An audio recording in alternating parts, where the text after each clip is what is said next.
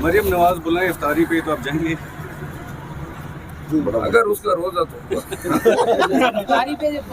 یہ قصہ پرینہ بن چکا ہے. آئندہ بولے گا کوئی اردا سرائی کرے گا تو ہم یا ہماری سوشل میڈیا ٹیم ان کو جواب دے گی. صحافیوں کو آپ نے بائیکاٹ کر دیا ہے. یہ پرانا نوٹیفیکیشن سپریم کورٹ سے آپ کے خلاف پہلے بھی فیصلے آئے تو کیا امید ہے کہ مخصوص نشستوں والا فیصلہ اگر آپ کو امید ہے تو ہمیں بھی ہے. کے پی کے بیوروکریسی کی دیکھ بھال کے لیے آپ کو کہا گیا کیا کریں گے؟ نہیں، خان صاحب کو اور پاکستان تحریک انصاف خیبر پختونخوا میں پولیس نے، ڈپٹی کمشنر نے جس طرح پنجاب میں کیا ہے اس سے کہیں زیادہ یا اسی برابر ظلم و جبر وہاں پہ کیا ہے. تو لہٰذا یہ تو ہو ہی نہیں سکتا ہے کہ جنہوں نے ہمارے ساتھ زیادتی کی ہو، لوٹا ہو، اغوا کیا ہو، مارا ہو، پیٹا ہو، قانون کا ناجائز استعمال کیا ہو، اختیار سے تجاوز کیا ہو، بدنیتی پر مبنی پرچے درج کیے ہو، اور آج جب اقتدار آ گیا تو ہم اپنے قانونی حق، یہ قانونی حق ہے ہمارا کہ ظلم کے خلاف، جرم کے خلاف، جبر کے خلاف یا قانون کے ناجائز یا اختیارات کے ناجائز استعمال کے خلاف قانونی چارہ جوئی کریں.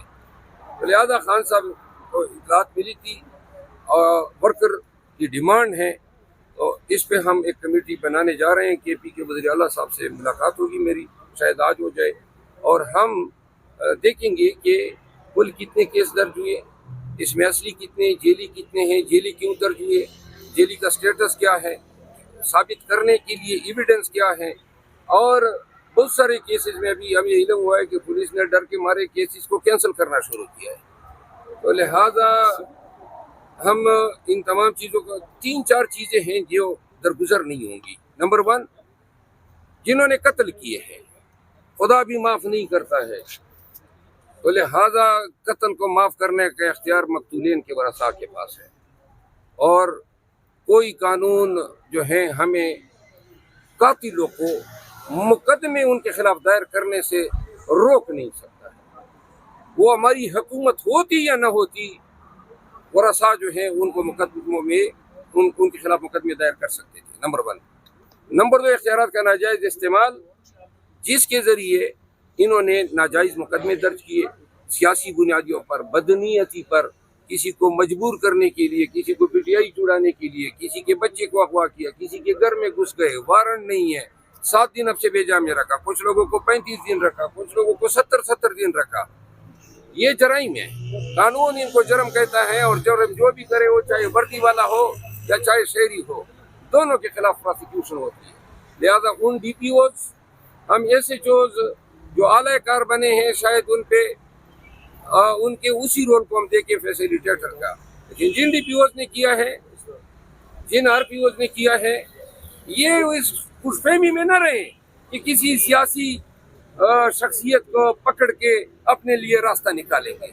انشاءاللہ پورا حساب ہوگا، انتقام کوئی نہیں لیا جائے گا. ہم آپ کے خلاف شواہد اکٹھے کر کے آپ کو عدالتوں میں پیش کر دیں گے، عدالتیں جانے اور آپ جانے. اچھا، آخری سوال بتا دیجیے گا کہ کل جو عمران خان صاحب سے ملاقات ہوئی اس میں بتایا گیا ہے کہ خبریں تھیں کہ علی امین گنڈاپور جو ملے ہیں شہباز شریف سے، تو اس میں بھی کوئی خوش نظر نہیں ہے عمران خان؟ نہیں، کچھ زیادہ ناراض نہیں تھے، لیکن وہ سمجھ رہے ہیں یہ چیز خان صاحب نے مانی کہ مجھے ادراک ہے کہ ان کی جو پوزیشن ہے، صوبے کی جو ضروریات ہیں، یہ میں خان کے الفاظ آپ کے سامنے بیان کر رہا ہوں. تو مجھے ادراک ہے کہ صوبے کی ضروریات ہیں، مشینری چلانی ہے، صوبے اور فیڈریشن کی اکائیوں کے بیچ جو ہیں ایکویشن ہونی ہے.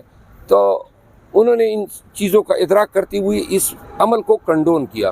اچھا مروت صاحب، بتائیے گا کہ ڈونلڈ لو کو جو ہے امریکہ کی کانگریس کی جانب سے طلب کر لیا گیا، آپ اس پہلو کو کس نظر سے دیکھتے ہیں؟ آپ کا الزام تھا کہ ڈونلڈ لو نے آپ کے رجیم چینج آپریشن میں آپ کی حکومت کو گرایا. ڈونلڈ لو جو ہے اب امریکی قوانین کے تحت یہ پراسیکیوٹ ہوگا، یہ عدالت میں جائے گا، اس کے خلاف سینٹ کی انکوائری ہو رہی ہے. بہت جلد جو ہے سائفر کی کہانی آپ کو امریکہ کے ایوانوں میں ان کی بازگشت سنائی دے گی. شکریہ. آخری سوال سر، آخری سوال ہے، آپ نواز شریف کے دونوں بیٹے جن کو آپ آنگرو باگرو شانگرو بولتے ہیں، وہ پاکستان آ گئے ہیں. مریم نواز کہتی تھی کہ یہ پاکستانی شہریت نہیں رکھتے، یہ کینیڈین لندن کی شہرت رکھتے ہیں. और कल वो कह रहे थे कि मैं पाकिस्तानी और पाकिस्तानी शहरी हैं। बात ये है, जमानतें मिल गई उनको। ज़मानतें मिल गई हैं, उन्होंने जो हैं अदालतों से रजू कर लिया है। बाकी वो सारे टोटके आजकल चल रहे हैं, मरियम बीवी का जो बयान है, उनके भाइयों का जो बयान है, एनी हाउ अगर वो कहते हैं ना अपने ही सहूलत के मुताबिक मुनासिब वक्त पे वो इंसाफ लेने आए हैं, तो लिहाजा ये नहीं कहा जा सकता कि देर आयत दुरुस्त आयत, बल्कि मैं ये ज़रूर कहूँगा कि इनकी आमद जो है वो कहते हैं ना फसल जब पक जाती है और फिर मालिक जो है वो खाने को आ जाता है, तो लिहाजा इनकी आमद हालात ऐसे पैदा हो गए होंगे कि इनको अब यकीन हो गया होगा कि इनके साथ इंसाफ होगा, तो लिहाजा इंसाफ होने दें। जिस तरह इनकी वालिद के साथ हुआ, मियाँ नवाज शरीफ साहब के साथ हुआ, मियाँ शहबाज साहब के साथ हुआ, हमदा शहबाज के साथ हुआ,